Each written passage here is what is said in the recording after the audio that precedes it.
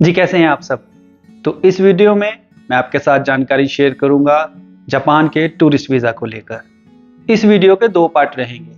पहले पार्ट में मेरा खुद का जो जापान का वीज़ा लगा है उसके बारे में मैं आपके साथ जानकारी शेयर करूंगा, और दूसरे पार्ट में मैं आपको जापान वीज़ा के लिए कैसे वीज़ा एप्लीकेशन फॉर्म भरना है, कैसे आपने अपनी एप्लीकेशन तैयार करनी है और बिना किसी एजेंट और कंसल्टेंट के आप अपना वीज़ा खुद से अप्लाई कर पाएंगे। इसके साथ ही मैं आपको बताना चाहूंगा कि किस तरह से बिना बैंक स्टेटमेंट के मैंने अपना वीज़ा लगवाया है जापान एम्बेसी से। दोस्तों, अगर आपको वीडियो ये अच्छी लगे तो आप लाइक और शेयर भी कीजिए। चैनल को अगर आपने अभी तक सब्सक्राइब नहीं किया है तो प्लीज़ कर लीजिए। तो सबसे पहले मैं अपनी जापान वीज़ा की एप्लीकेशन जो है उसके बारे में आपके साथ जानकारी शेयर करूंगा। मैंने जो अपनी जापान वीज़ा के लिए एप्लीकेशन सबमिट की थी उसमें जो भी मैंने डॉक्यूमेंट्स लगाए थे एज पर चेकलिस्ट मैंने डॉक्यूमेंट्स जो है वीज़ा एप्लीकेशन सेंटर यानी VFS ग्लोबल में दिए थे। एक बात का ध्यान रखिए, मैंने अपनी file new Delhi visa application centre VFS global में मैंने अपनी फाइल सबमिट की थी। तो एज पर डॉक्यूमेंट चेकलिस्ट मैंने डॉक्यूमेंट सबमिट किए, जिसके अंदर की मैंने अपना वैलिड पासपोर्ट, जितने भी ओल्ड पासपोर्ट थे, उसके साथ मैंने ट्रैवल आइटनरी और कवर लेटर, और यहाँ पे मैं आपको बताना चाहूँगा कि एयर टिकट जो थी वो मैंने just as dummy air ticket मैंने यूज़ की थी, और होटल बुकिंग जो थी वो मैंने booking.com से कर ली थी, और वो भी मैंने पे एट प्रॉपर्टी वाली यूज़ की थी। इसके साथ मैंने लेटेस्ट इनकम टैक्स जो है अपनी रिटर्न जो है वो मैंने उनको दी थी, लेकिन बैंक स्टेटमेंट मैंने बिल्कुल भी नहीं दी। इसके साथ वीज़ा एप्लीकेशन फॉर्म था और लेटेस्ट जो फोटोग्राफ्स थी, 2 मैंने फोटोग्राफ्स लगाई थी। बस इतने ही डॉक्यूमेंट्स मैंने दिए थे, और विद इन 4 डेज, चौथे दिन तो मुझे मैसेज आ गया था कि आपकी एप्लीकेशन जो है कोरियर कर दी गई है। तो इस तरह से मेरा जापान का जो वीज़ा है वो लग कर आ गया। लेकिन हाँ, मुझे किसी भी तरह की कोई इंटरव्यू कॉल नहीं आई, और ना ही मुझे से कोई और किसी तरह का जो डॉक्यूमेंट्स है सबमिट करने के लिए मांगा गया। लेकिन इसके साथ एक जानकारी मैं आपके साथ और शेयर करूंगा। जिस दिन मैं अपनी एप्लीकेशन सबमिट कर रहा था तो VFS ग्लोबल के स्टाफ मेंबर्स ने मेरे पासपोर्ट देखे, और सभी पासपोर्ट देखने के बाद उन्होंने मुझसे पूछा कि आपके पास कितने वैलिड वीज़ा हैं, क्या ओल्ड पासपोर्ट पर कोई आपके पास वैलिड वीज़ा है। तो मैंने उनको बताया कि जितने भी मेरे पास वैलिड वीज़ा है जिन जिन कंट्री के, मैंने उनको बताए। तो उन्होंने क्या किया कि जब मैंने देखा कि पासपोर्ट के ऊपर एक स्लिप लगाई, और स्लिप के ऊपर जितने भी कंट्रीज के वैलिड वीज़ा थे वो उन्होंने स्पेशल वहाँ पे उन्होंने मेंशन कर दिए। तो दोस्तों, इस तरह से with in 4 days without bank statement मेरा ये जापान का वीज़ा अप्रूव होकर आ गया, और सिंगल ITR मैंने दी। कोई मैंने बिजनेस रजिस्ट्रेशन सर्टिफिकेट नहीं दिया, कोई GST, कोई MSME, किसी तरह का मैंने कुछ भी नहीं दिया।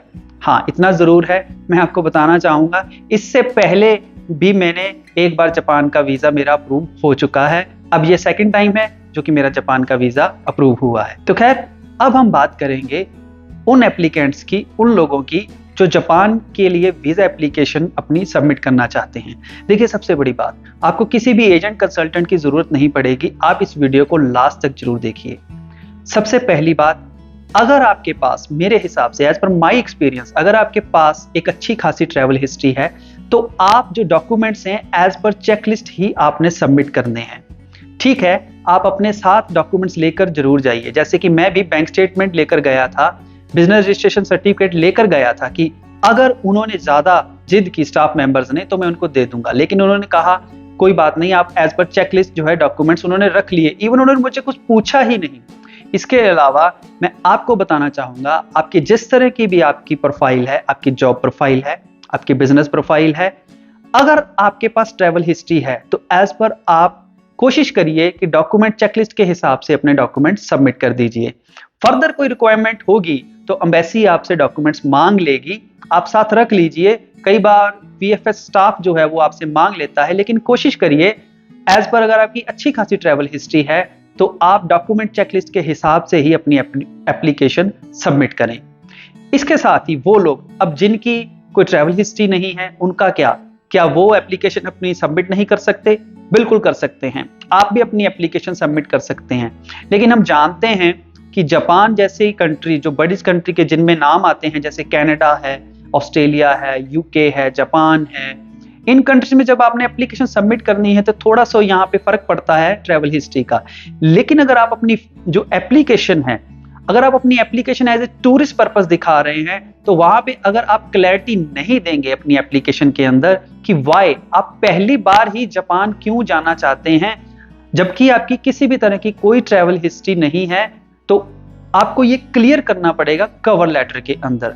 तो कवर लेटर आपने जो बनाना है वो बहुत अच्छा बनाना है। उसमें आप अपनी प्रोफाइल जो है वो चाहे जॉब है चाहे बिजनेस है उसको क्लियर करिए। उसके साथ ही जो डॉक्यूमेंट्स हैं आप क्या लगाए हैं वो बताइए, अपना फैमिली के बारे में बताइए। पहली बात सबसे ज्यादा जरूरी है पर्पस ऑफ विजिट जो है वो अपना जरूर क्लियर करें, क्योंकि अगर वो क्लियर कर पाएंगे तो ही आपका वीजा अप्रूव हो पाएगा। तो इन बातों का आपने ध्यान रखना है। अगर आपका कोई जापान वीजा एप्लीकेशन को लेकर किसी तरह का सवाल है या कोई भी संदेह है तो आप वीडियो के कमेंट सेक्शन में कमेंट करिए, मैं कोशिश करूंगा उसका जवाब देने की। मैं फिर से कहना चाहूंगा, किसी भी तरह के झांसे में आने की जरूरत नहीं है। आप जापान वीजा एप्लीकेशन इतना आसान प्रोसेस है, आप खुद लगा सकते हैं। इवन अगर खुदा ना करे आपकी जापान वीजा एप्लीकेशन अगर रिफ्यूज भी होती है तो एम्बेसी की जो वीजा फीस है वो आपको वापस मिलती है, वो अपने पास बिल्कुल नहीं रखते। सिर्फ सर्विस चार्जेस जो हैं VFS ग्लोबल के वही कटेंगे, एम्बेसी की वीजा फीस आपको वापस मिल जाएगी। तो खैर दोस्तों, अब आगे के जो वीडियो के सेक्शन में है वो हम आपको जापान का एप्लीकेशन फॉर्म जो है वो आपने कैसे भरना है वो मैं आपको बताऊंगा, और उसमें क्या मिस्टेक्स नहीं करनी है वो आप देख लीजिए। और उसके बाद आप अपनी एप्लीकेशन रेडी करें और वीजा एप्लीकेशन में जाकर सेंटर में जाकर अपनी एप्लीकेशन को सबमिट करें। वीज़ा एप्लीकेशन फॉर्म भरने से पहले कुछ की पॉइंट्स हैं वीज़ा एप्लीकेशन को लेकर जो मैं आपके सामने रखना चाहूँगा। सबसे पहले तो अगर आप अपनी application Delhi visa application centre में डालने जा रहे हैं तो वहाँ पर आपको किसी भी तरह की अपॉइंटमेंट लेने की ज़रूरत नहीं है। आप वॉक इन में जाकर अपनी फाइल अपनी एप्लीकेशन सबमिट कर सकते हैं। दूसरा, जितने भी डॉक्यूमेंट्स हैं वो A4 साइज पेपर शीट्स जो हैं उसके ऊपर ही उनके प्रिंट आउट होने चाहिए, जैसे कि आपकी ITR, आपका कवर लेटर, आपकी travel plan, travel itinerary, air tickets, ये सारे के सारे documents including visa application form, ये सारे के सारे A4 साइज पेपर पर होने चाहिए। इसके साथ ही किसी भी तरह के आपको पासपोर्ट के ऊपर लगे वीज़ा एंट्री एग्जिट स्टैंप्स की फ़ोटोकॉपी सबमिट करने की ज़रूरत नहीं है, लेकिन हाँ, पासपोर्ट की कॉपी आपने ज़रूर साथ में रखनी है। जो फ्रंट होता है पेज और लास्ट पेज जो होता है, first page and last page की आपको फ़ोटोकॉपी साथ में रखनी होगी।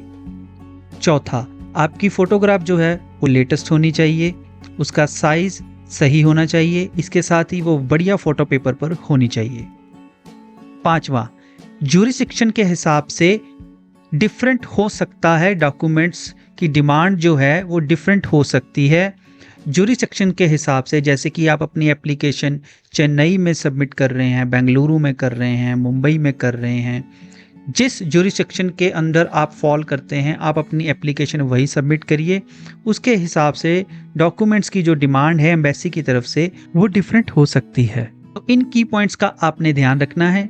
अब चलिए शुरू करते हैं कि वीज़ा एप्लीकेशन फॉर्म किस तरह से फिल करना है और किन बातों का ध्यान रखना है। सबसे पहले यहाँ पे सरनेम का कॉलम है और नीचे है given name and middle name. Mostly क्या होता है कि पासपोर्ट के ऊपर उदाहरण के तौर पर गिवन नेम के अंदर अगर तो सिर्फ नाम है संदीप, तो गिवन नेम में हमने संदीप नाम जो है वो रखना है।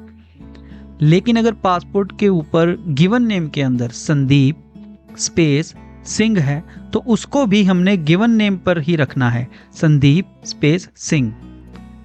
अगर सरनेम में नाम है जैसे कि सिंह या कुमार तो हमने वो सरनेम में डालना है, अदरवाइज सरनेम हमने ब्लैंक छोड़ देना है।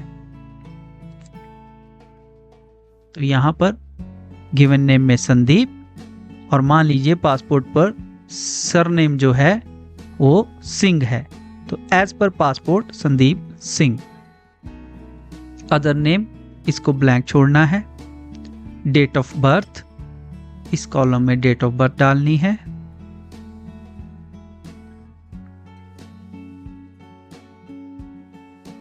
Place of birth place of birth as per passport,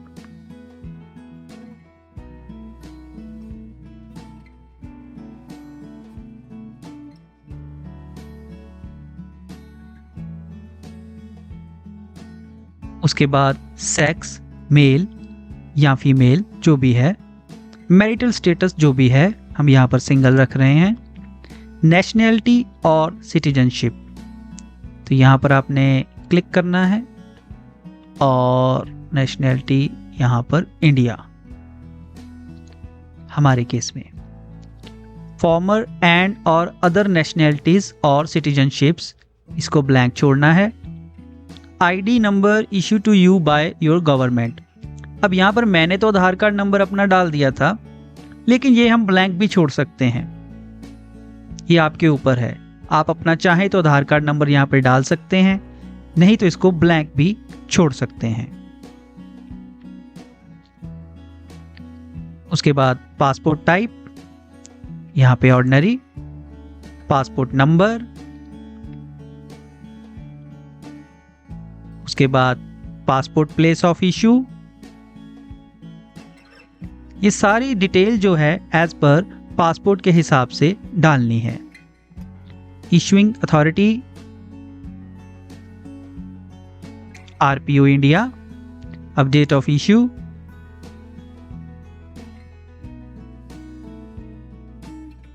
date of expiry,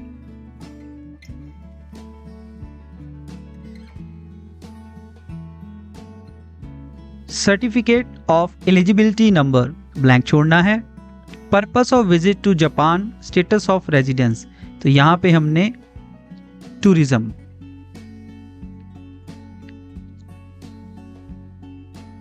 इसके बाद intended length of stay in Japan, यहाँ पे हमने रखा 4 days, date of arrival in Japan, as per आपका जो ट्रैवल प्लान है उस हिसाब से आपने यहाँ पे डालनी है।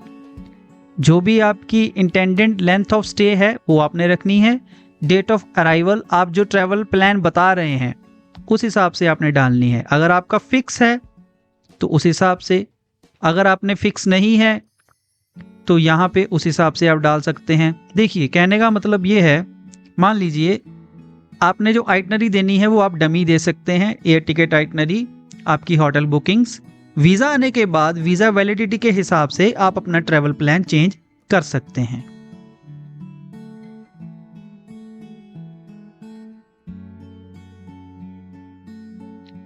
पोर्ट ऑफ एंट्री, यहाँ पर पोर्ट ऑफ एंट्री में नारिता इंटरनेशनल एयरपोर्ट, या जो आपने एयरलाइन चूज की है वो कहाँ पर लैंड हो रही है, हनेडा इंटरनेशनल एयरपोर्ट जा रही है, नारिता जा रही है, या आप कोई और जगह दिखा रहे हैं, तो पोर्ट ऑफ एंट्री आपने यहाँ पे डालनी है, नेम ऑफ शिप और एयरलाइन,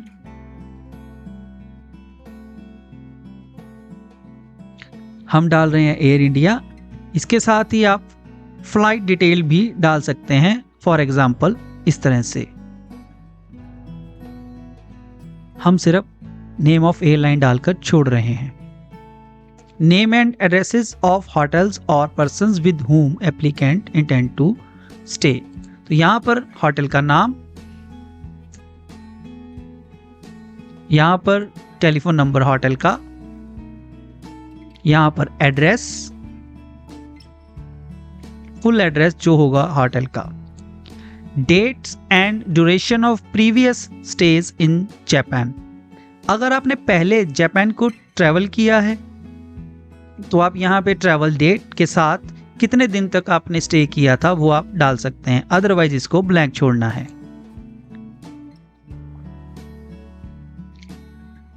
इसके आगे your current residential address as per passport, जो होम एड्रेस है वो डाल देना है। यहाँ पे एक बात का ध्यान रखिए, अगर आपका एड्रेस चेंज है और आप यहाँ पे ट्रूथफुली बताना चाहते हैं कि आपका एड्रेस चेंज है, तो जो करंट एड्रेस है वो डाल सकते हैं, लेकिन उससे ये आपको एक प्रॉब्लम आ सकती है कि आपको फिर जो करंट रेजिडेंशियल एड्रेस है उसके डॉक्यूमेंट्स भी देने होंगे और आपको बताना भी पड़ेगा कि क्यों आपने अभी अपने पासपोर्ट के ऊपर अपना जो होम एड्रेस है वो चेंज नहीं कराया। रिसेंट है तो चल जाएगा, पुराना हो चुका है तो शायद प्रॉब्लम आ सकती है। टेलीफोन नंबर अगर अदर है आपके पास वो डालना है और मोबाइल नंबर डालना है। ईमेल आईडी जो भी है आपकी वो आपने यहाँ पे डाल देनी है। करंट प्रोफेशन और ऑक्यूपेशन एंड पोजीशन, तो यहाँ पे जैसे कि जो भी आपकी प्रोफाइल है, बिजनेस प्रोफाइल है तो सेल्फ बिजनेस डाल सकते हैं। इसके साथ आप प्रोपराइटर हैं, जो भी आपकी पोस्ट है, डेजिग्नेशन है, जिस तरह का बिजनेस के अंदर डायरेक्टर हैं वो आप डाल सकते हैं। इसके साथ आप पार्टनर हैं तो वो आप रख सकते हैं। इसके अलावा जॉब प्रोफाइल है, क्या डेजिग्नेशन है वो आप रख सकते हैं यहाँ पे। और नीचे जो है name and address of employer, अगर आप जॉब कर रहे हैं तो वो डाल सकते हैं। सेल्फ बिजनेस है तो बिजनेस का नाम डाल सकते हैं। एग्जाम्पल इस तरह से।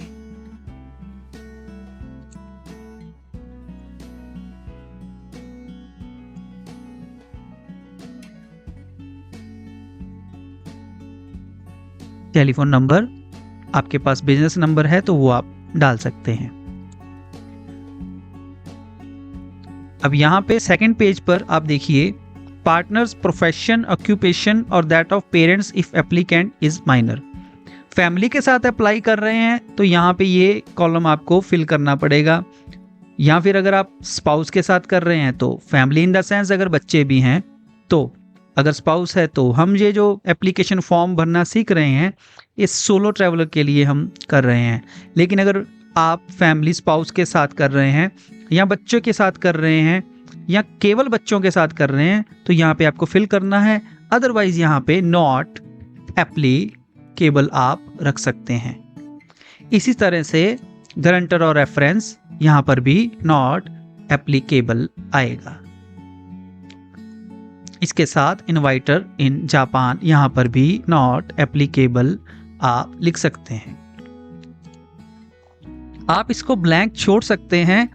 और मैंने देखा है कि VFS वीज़ा एप्लीकेशन सेंटर में ऐसे ये क्रॉस करके नॉट N.A बड़ा सा डाल देते हैं इसको भी, तो आप इस तरह से भी इसको कर सकते हैं। अगर आपके केस में कोई गारंटर है, रेफरेंस है तो उसकी डिटेल डालिए, इनवाइटर है तो उसकी डिटेल डालिए।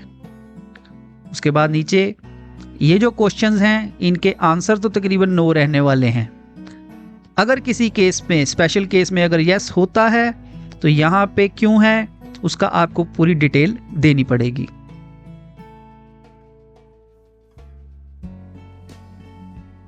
सबसे नीचे यहाँ पर डेट ऑफ एप्लीकेशन,